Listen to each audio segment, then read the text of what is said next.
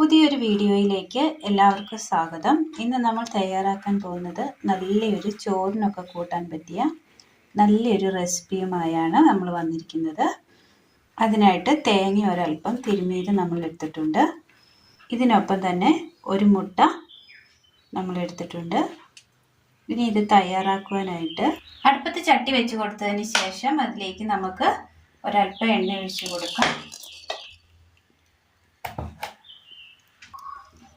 എണ്ണ ഒഴിച്ചതിന് ശേഷം ഇതിലേക്ക് നമുക്ക് ഈ മുട്ട പൊട്ടിച്ചത് കൊടുക്കാം.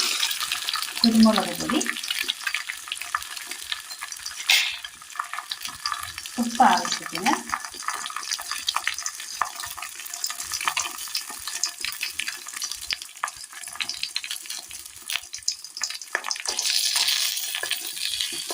ഒന്ന് തിരിച്ചു വിട്ട് കൊടുത്തിട്ടുണ്ട്. മുട്ട പൊരിച്ചെടുത്ത ചട്ടിയിലേക്ക് തന്നെ നമുക്ക് തേങ്ങ ഇട്ട് കൊടുക്കാം.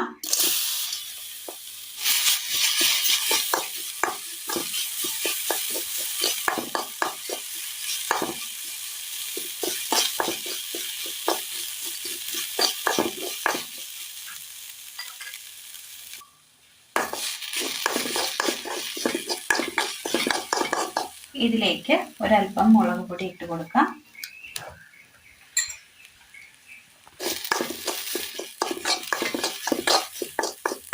മുളക് പൊടിയുടെയും ആ തേങ്ങയുടെയും ആ പച്ചപ്പ് ഒന്ന് മാറി കിട്ടിയാൽ മതി.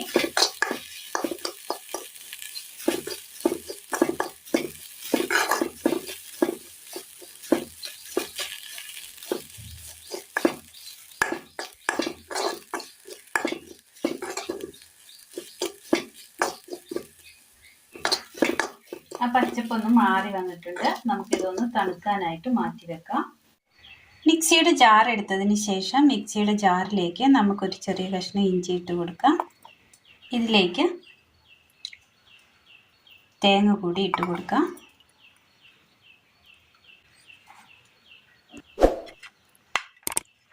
ഇനി ഇതിന് മുകളിലായിട്ട് മുട്ട വെച്ച് കൊടുക്കാം. ഇതിലേക്ക് ആവശ്യമായ ഒരു അല്പം ഉപ്പ് കൂടി ചേർത്ത് കൊടുക്കാം. മുട്ടയ്ക്ക് നമ്മൾ ഉപ്പ് ചേർത്ത് കൊടുത്തിരുന്നു, അതനുസരിച്ച് ഉപ്പ് ചേർത്ത് കൊടുത്താൽ മതി. ജസ്റ്റ് ഒന്ന് അടിച്ചെടുക്കാം. മിക്സിയിൽ നമ്മൾ നന്നായി ഒന്ന് അടിച്ചെടുത്തിട്ടുണ്ട്. ഒരു പാത്രത്തിലേക്ക് അടിച്ചെടുത്തതിന് ശേഷം നമ്മൾ ഇട്ട് കൊടുത്തിട്ടുണ്ട്.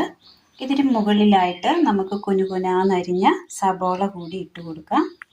സബോള കൂടി നമ്മൾ ചെറുതായിട്ട് കുനുകുനാന്നരിഞ്ഞ് നമ്മൾ ഇതിന് മുകളിലായിട്ട് ഇട്ട് കൊടുത്തിട്ടുണ്ട്.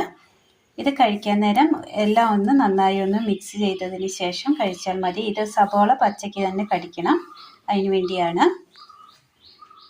അപ്പോൾ നല്ല ടേസ്റ്റിൽ ചോറിനും കഞ്ഞിക്കും ഒപ്പം കഴിക്കാൻ പറ്റിയ നല്ലൊരു മുട്ട ചമ്മന്തിയാണ് ഇന്ന് നമ്മൾ ചെയ്തിരിക്കുന്നത്. എല്ലാവർക്കും ഒന്ന് ചെയ്ത് നോക്കാവുന്നതാണ്. എല്ലാവരും ഒന്ന് ചെയ്ത് നോക്കി വീഡിയോയെക്കുറിച്ചുള്ള അഭിപ്രായങ്ങൾ കമൻറ്റ് ബോക്സിൽ അറിയിക്കുവാൻ മറക്കരുത്. അപ്പോൾ ഇന്നത്തെ വീഡിയോ എല്ലാവർക്കും ഇഷ്ടമായി എന്ന് വിചാരിക്കുന്നു. ഇഷ്ടമായാൽ ലൈക്ക് ചെയ്യാനും ഷെയർ ചെയ്യാനും സബ്സ്ക്രൈബ് ചെയ്യാനും മറക്കരുത്. താങ്ക്